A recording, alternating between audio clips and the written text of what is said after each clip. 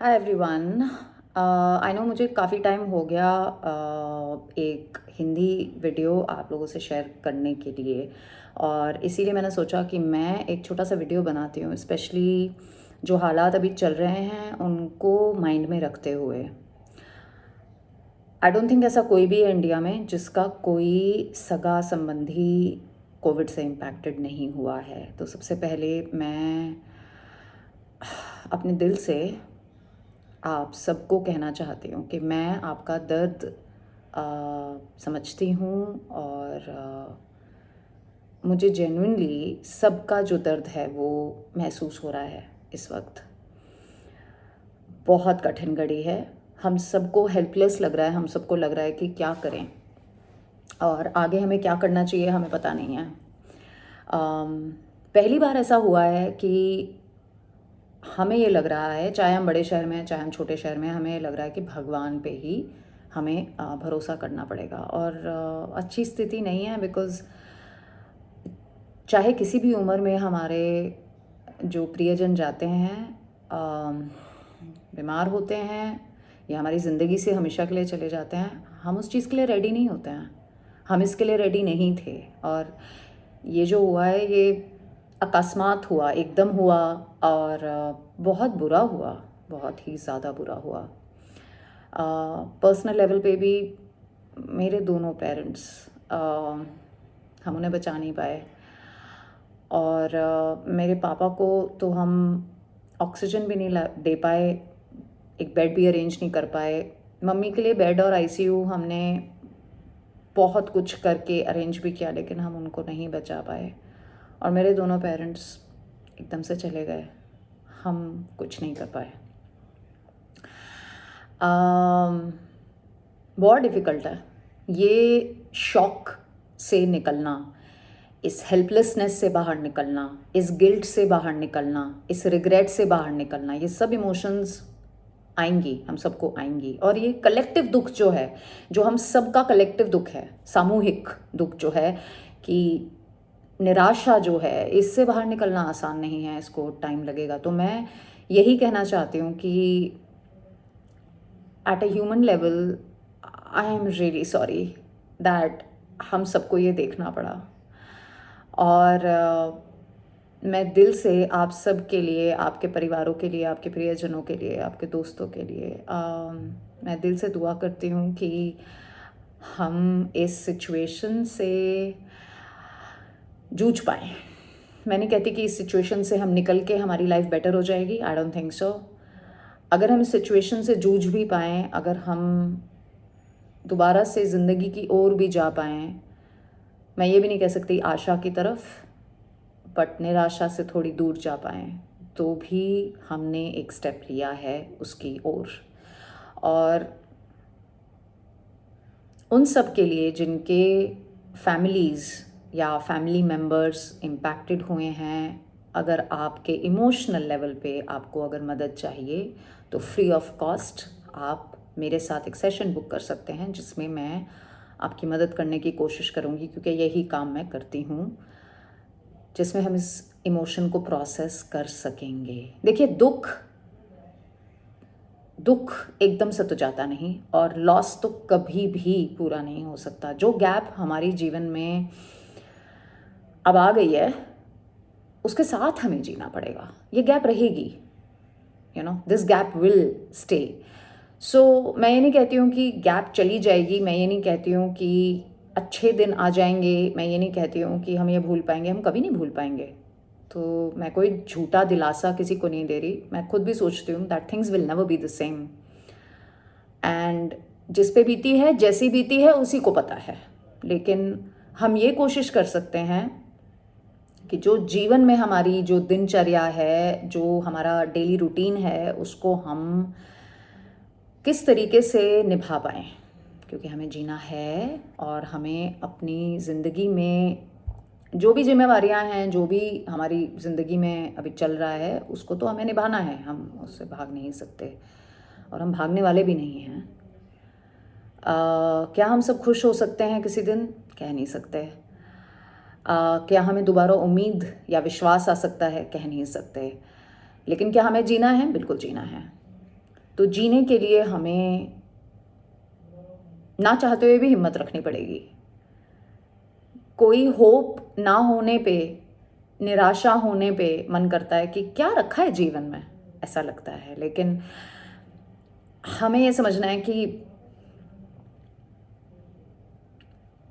जीवन एक प्रोसेस है, इस प्रोसेस पे हमें फोकस करना है और जीना हमें पड़ेगा, वेदर वी लाइक इट और नॉट।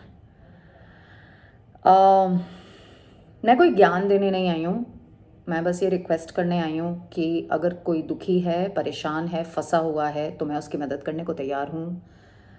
और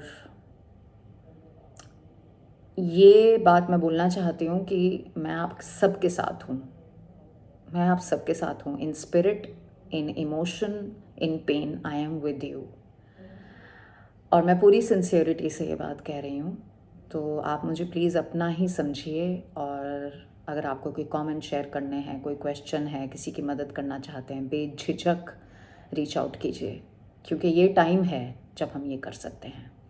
कुछ ऑब्जर्वेशंस जो मैंने की हैं, स्पेशली बिकॉज मेरी पर्सनल लाइफ में भी ये हुआ, वो ये कि इस दौरान मैंने सबसे पहले जो सबसे बड़ी मुझे बहुत ही इंस्पिरेशनल चीज़ लगी वो ये कि सब ह्यूमन बन गए।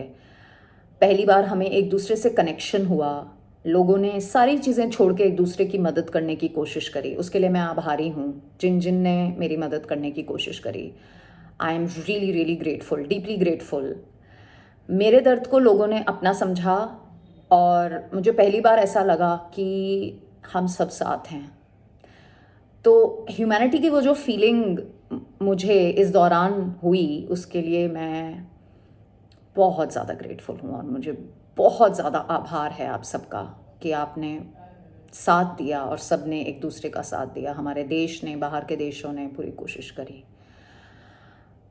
एक और ऑब्जर्वेशन ये है कि कई बार हम ब्लेम में चले जाते हैं, हम गवर्नमेंट को ब्लेम करेंगे, हम किसी और को ब्लेम करेंगे, हम कुछ और कहेंगे। मैं बस ये कहना चाहती हूँ कि वो कोई समाधान नहीं है, वो कोई सल्यूशन नहीं है। तो ब्लेम हम करके कुछ नहीं मिलने वाला। हमें लगता है फिर किसी और को रिस्पॉन्सिबल ठहरा के हम सही बन जाते हैं, हम सही बनना चाहते हैं। हम सही नहीं हैं, ये वक्त ही सही नहीं है और कुछ भी सही नहीं है। इसका मतलब ये नहीं कि हमें कोई पकड़ना है जिसके ऊपर हमें ये ब्लेम डालना है, स्केपगोट हमें चाहिए। वो it doesn't work, you know, it's not helpful. ना हम इस बात के लिए रिस्पॉन्सिबल हैं, ना गवर्नमेंट इसके लिए रिस्पॉन्सिबल है फुली। कोई भी, मतलब एक पैंडेमिक है, हमारे देश की जनसंख्या बहुत ज़्यादा है और हम बस पकड़े गए इसमें। और बहुत ही अनफॉर्चुनेट टाइम आ गया, बहुत ही ख़राब हो गया। चाहे वो हम वायरस के वर्जन पे बोलें, चाहे हम अपनी पॉपुलेशन के लिए बोलें, चाहे जो भी है, but it was a mix of circumstances. मतलब बहुत सारे जो सर्कमस्टांसेस थे ना, वो साथ आ गए और बस हम लोग फंस गए इसमें। तो ये बात बस ऐसे हो गई, राइट। और तो ब्लेम से थोड़ा दूर रहिए, अपने अंदर गिल्ट को थोड़ा सा प्रोसेस कीजिएगा। बिकॉज अगर आप ये बोलें मैं नहीं बचा पाया, हम नहीं कर पाए, और इस बात पे आप ज़्यादा ओवर थिंकिंग अगर करें, मैंने भी ये बात बोली कि हम नहीं बचा पाए, लेकिन मैं ओवर थिंकिंग नहीं कर रही, बिकॉज मैं एक्सेप्ट कर रही हूँ कि हम नहीं बचा पाए। और लाइफ और डेथ समझने के लिए ये पहला एक्सपीरियंस था मेरा जब मैंने डेथ देखी है। मैंने इससे पहले कभी डेथ देखी नहीं। मुझे अपने बारे में जानने को मिला, मुझे लाइफ की थोड़ी अंडरस्टैंडिंग हुई और एक ये भी नया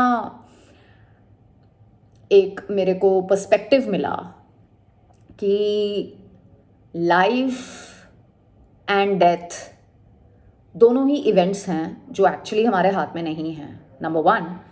नंबर 2, हम फिज़िकल लेवल पे अपने पेरेंट्स को, अपने बच्चों को, अपनी फैमिली को, अपने फ्रेंड्स को लव करते हैं, लेकिन हम स्पिरिचुअल लेवल पे भी जीते हैं। और वो अंडरस्टैंडिंग शायद हमें है नहीं, बिकॉज हम बहुत ही ज़्यादा फिज़िकली समझते हैं चीज़ों को, ये चीज़ है, ये रिश्ता है, ये इंसान है। लेकिन एक स्पिरिचुअल लेवल पे भी हम एग्जिस्ट करते हैं। और ये चीज़ मैंने समझी और जानी इस दौरान। एक और चीज़ मैंने देखी कि हम मैटर पे फोकस करते हैं। मैटर मतलब पैसे कमा लेते हैं, ये कर लेते हैं, वो कर लेते हैं, ये शरीर, ये चीज़, या ना एवरीथिंग। हम मैटर से स्पिरिट पे जाते हैं थोड़ा सा, लाइक हम थोड़ा सा सोचेंगे ठीक है पूजा पाठ कराते हैं और आत्मा की शांति हो, बट फिर से हम मैटर पे आ जाते हैं कि अच्छा अब हमें बिल जमा कराना है, अब हमें ये करना है। तो इस चीज़ में मैंने ये सीखा कि एक ह्यूमन बीइंग फिजिकल रील में मैटर पे फोकस करता है, थोड़ा बहुत स्पिरिचुअल समझने की कोशिश करता है, बट बीच में जूझता है।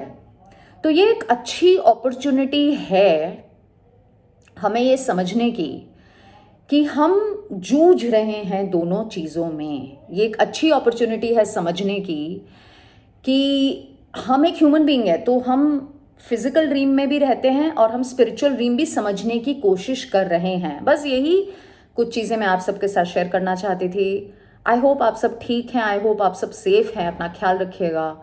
और आई जस्ट होप कि ये मैसेज आप तक जब पहुँचे तो आपके दिल को थोड़ा सुकून मिले, आपको ये लगे कि मैं आपके साथ हूँ और आपका साथ हमेशा बना रहे। इसी के साथ हम अगले वीडियो में मिलेंगे। Bye bye and see you soon.